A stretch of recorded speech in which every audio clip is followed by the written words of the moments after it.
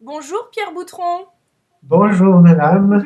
merci d'accepter cette interview pour la nutrition.fr. Vous êtes polytechnicien, biologiste, ancien chercheur du CNRS et vous avez écrit un livre aux éditions Thierry Soucard, Arrêtons de vieillir.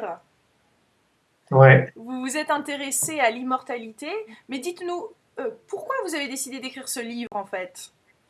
J'ai décidé d'écrire ce livre parce que depuis bien longtemps, je me dis que c'est bien triste de mourir un jour et de vivre seulement 80, 90 ans, ce qui est ridiculement court par rapport aux ères géologiques que j'aimerais vivre beaucoup, beaucoup plus longtemps. Et donc, depuis longtemps, je me suis intéressé à que pourrait faire la science pour au moins nous faire vivre beaucoup plus longtemps. Et depuis déjà pas mal d'années, j'avais entendu parler de produits qu'on appelle maintenant des anti-âges, Mhm. qui permettraient de plus ou moins de prolonger la vie. Donc, ça fait longtemps que j'ai accumulé des documents là-dessus.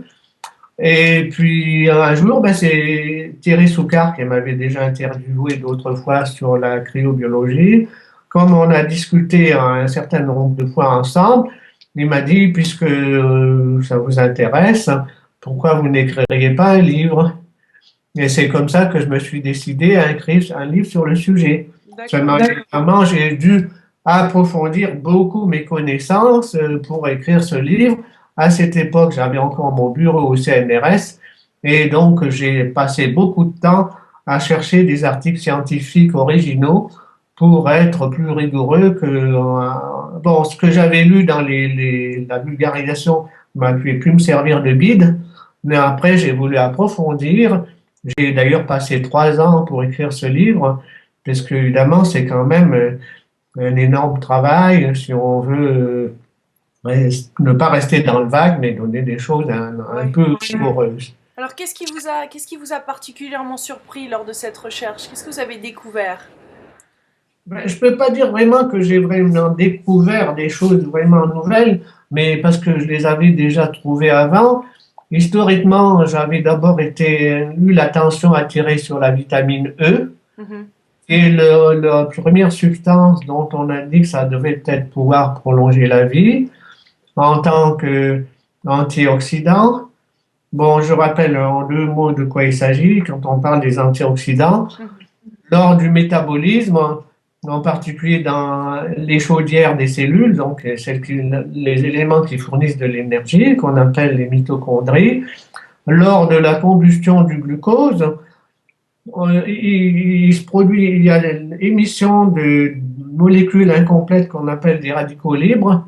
Ben, c'est comme dans le feu, hein, c'est pareil, les mitochondries, ce qui se passe, c'est le feu de la vie.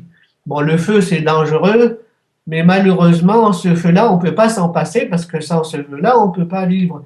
Mais il est dangereux, il a tendance à brûler tout ce qui est en autour, particulièrement par ces projections de radicaux libres qui vont endommager l'ADN, qui vont endommager les membranes cellulaires. Et si on peut trouver des substances qui peuvent servir de bouclier pour intercepter ces radicaux libres avant qu'ils arrivent sur leur cible, il y aura moins de dégâts. Or, une des causes du vieillissement, bon, malheureusement, ce n'est pas la seule, mais une des causes, c'est ce bombardement par les radicaux libres oxydants. Et donc, il y avait un certain Herman qui s'était intéressé à cette question-là. Après, s'est intéressé au caoutchouc qui vieillissait. Et donc, les premières molécules auxquelles on a pensé, c'est la vitamine E. Mhm. Et donc, après, moi, j'ai regardé si effectivement ça pouvait prolonger la vie. J'ai trouvé que dans certaines circonstances, ça avait allongé de 9% la vie des rats, qui est Mhm. pas négligeable, hein, quand même, Oui. si ça permet de vivre 8 ou 9 ans de plus, c'est toujours ça de gagner. Et en outre, après, d'ailleurs, c'est en faisant la bibliographie pour mon livre, que j'ai trouvé la magnifique étude d'Armstrong et Pauling sur les humains cette fois-ci, qui avaient pris des suppléments de vitamine E. Je rappelle que le grand Linus Pauling est quelqu'un qui a eu 2 prix Nobel. Il avait eu à la fois le prix Nobel de chimie et aussi un prix Nobel de la paix. Donc on ne peut pas douter du sérieux de l'équipe du grand Linus Mhm. Pauling. Et sur des personnes relativement âgées, de la soixantaine par là, ils avaient fait une étude sur quelques milliers de personnes, et avec le meilleur dosage, ils avaient trouvé que la mortalité avait été divisée par deux. C'est quand même un effet énorme. Donc, ça fait déjà depuis 1975 que j'ai commencé à prendre des suppléments de vitamine E. Donc, bien avant d'écrire mon livre, alors que mon livre, je l'ai écrit en gros de 2002 à 2005. Donc, et après, les doses dépendent de... Chacun a son dosage en vitamine E. Disons qu'il y a un petit, bon, il y a des effets individuels et puis il y a quelque chose de global à peu près. Donc, effectivement, le dosage peut dépendre des individus, mais moi, ce que je me suis intéressé, c'est quand même d'abord ce qui est général. Alors, c'est vrai qu'après, on peut affiner en fonction des individus, mais alors après, si pour soi-même, on veut s'affiner, à ce moment-là, il faut faire des tas de mesures, etc. Ça coûte très cher, il faut aller dans des établissements spécialisés. Mais déjà, une première approche, c'est de dire, voyons en moyenne, qu'est-ce que ça fait? Et par exemple, dans le cas de la vitamine E, l'étude de Linus Pauling, c'est suggéré que le meilleur dosage était de l'ordre de 100 à 200 mg par jour.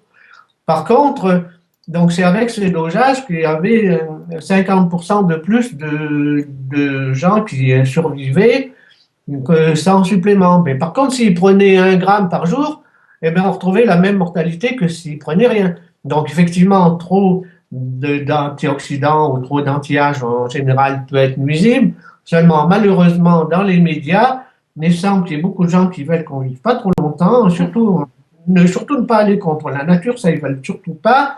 Et donc, du fait qu'on a observé qu'avec certains antioxydants, si on en prenait trop, ça pouvait être nocif, ils ont dit, ben, il ne faut pas en prendre du tout.